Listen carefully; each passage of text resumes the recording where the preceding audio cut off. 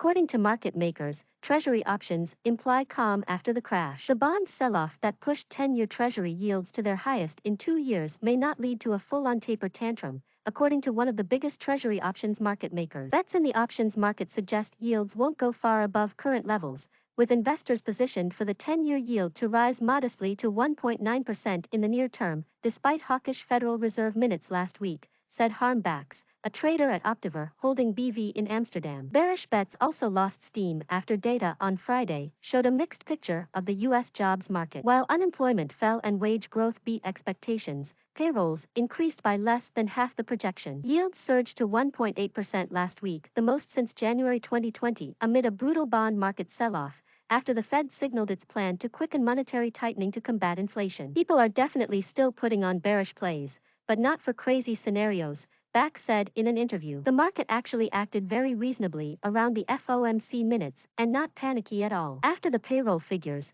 we saw less interest from investors in betting on rising yields. Some people are reversing their bearish bet. The pace of bond repricing has preoccupied the market because so much is at stake. Although yields remain low by historical standards, a rapid rise could ripple through stocks, credit, housing, and commodities. After a torrid start to 2022, a broad index of Treasuries has lost 1.6% this month, more than the 1% decline for all of January 2021. And while strategists surveyed by Bloomberg have a year-end target of 2.04% for the 10-year yield, the pace of increase may soon challenge that figure. Expectations for the Fed to begin raising interest rates in March, an outlier call just weeks ago, are rising amid signs the central bank is keen to dial back stimulus as the threat of persistently high inflation grows. Analysts are revising their calls, with JPMorgan Chase Co, Deutsche Bank AG, and Citigroup among those moving forward their rate hike calls to March from June previously. Yet signs from some corners of derivatives markets don't seem to reflect the jitters in the cash market. The ICE BofA MOVE Index, which tracks the implied degree of price moves in Treasuries,